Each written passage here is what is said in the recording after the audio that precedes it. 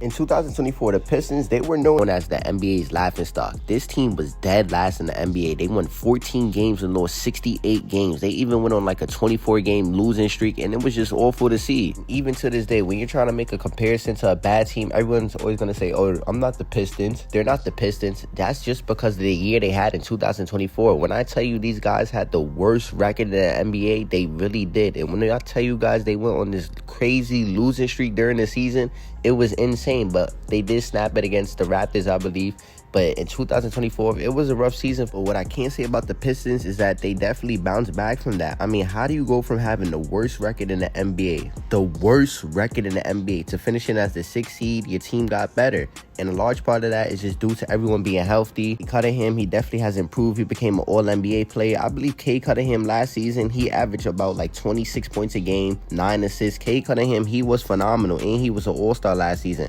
Once he got like a decent team, it was enough for him to just make the playoffs. Everyone was saying Cade Cunningham, he's this turnover machine. He's not a good point guard, and he's just going to be a bad player playing losing basketball. But that wasn't the case for Cade. Any superstar, any young point guard, they're going to need a good enough roster to win games. And once Cade got his roster, we all seen the turnaround that they had. They went from the last seed in the NBA to the 6th seed, making the playoffs for the first time in a long time. Before we talk about Asar and the rest of the team, well, Jalen Ivey, he's on the team. Jalen Ivey, he's somebody who was hurt last season. He did play 30 games last season, though, and in his 30 games, he was producing 17 points a game. I believe he shot about 41% from 3, 46% from the field. He was a good player. He was looking like their second option offensively. Hopefully, we can see more of him next season. I expect him to play. I expect him to probably start next season because him and Cade, they look good next to each other. Last season, before he barely was playing, they was playing Killian Hayes over him, so you know it was a whole sabotage type of thing. But when he was playing, he was healthy,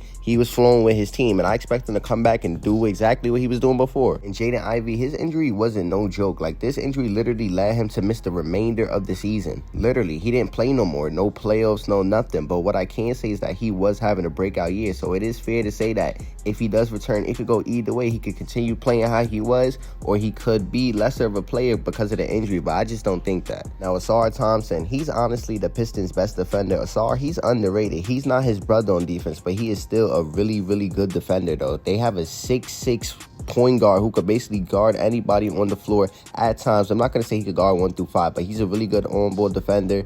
Yes, at times he could foul a lot or just get annoyed or being annoying on defense, but that's his job to do, though. Last season, he averaged 10 points, 5 rebounds, 2 assists. He shot 53% from the field, and mind you, this is all coming with elite defense. And Asar, yes, he's a really great defender, but my only issue with him is just the shooting. Last season, he shot 22% from 3. I just think he needs to get better from the corner at least, but he is still making himself reliable in the court. Cade will find him cutting back door, throwing him lobs, so he is still useful in the court. And like I said, he is playing defense, so that makes up. Jalen Duren. Now, Jalen Duren, he's somebody I was not high on at all. To me, he played weak to me. I'm not going to lie, but this season, he definitely changed my mind. This season, he averaged 11 points, almost 12 a game, 10 rebounds. He shot 69% from the field, and he was just a good rim protector. He was a good rim finisher. He was doing what he had to do next to Cade, and Cade had him playing out of his mind. I don't want to bring up the whole Pistons roster, but this is one more guy I want to talk about because he was doing what he had to do last season. Believe it or not, I know how many fans feel about him. I know how Philly fans feel about him, but the truth is, when he came to the Pistons, he did what he had to do, and that's Tobias Harris. He played 73 games last season. He shot 47% from the field, 34% from 3. That's regular. But then he averaged 13 points a game. He was rebounding the ball. He averaged 6 rebounds a game. He was doing what he had to do for a veteran. And I know some people are going to look at those stats and say, oh, that's not all that good. But for his role and the type of team that he's on and for the player that he is, he did do exactly what he had to do. And he is a veteran. He's just trying to get it in when he needs to fit at. And that's exactly what he did. I have no idea what's really going on with the whole Malik Beasley situation. I don't know if he's going to sign back. Who knows what's going to happen? I don't even know if the Pistons want him back after the whole scandal that he's been going through. But they did add 3 off-season additions to help their team get better and probably be like a 5th or 4th seed. I mean, they were just the last seed in the NBA, like in the whole NBA. Then went to the 6th seed in the Eastern Conference. So who knows what can happen this season? And everybody's only getting better. Cade, he's only going to improve as a playmaker, passer. He's going to improve his whole game.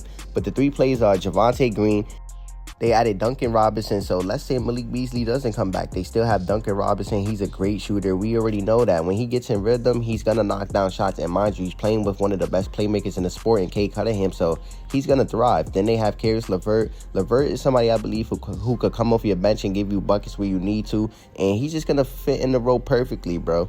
Back to their best player, back to their leader, Cade Cunningham. Cade Cunningham, he's a young point guard. He's only 23 years old, all-NBA type of player, and I think he's the future of the NBA. He's only going to get better. Last season, we just see him ball out. Like I said, he had 26 points, 9 assists. He shot about like 46% from the field. I forgot what it was around there, but he was a really great player last season. Yes, in the playoffs, he did struggle a little bit, but that was his first playoff. So imagine the future.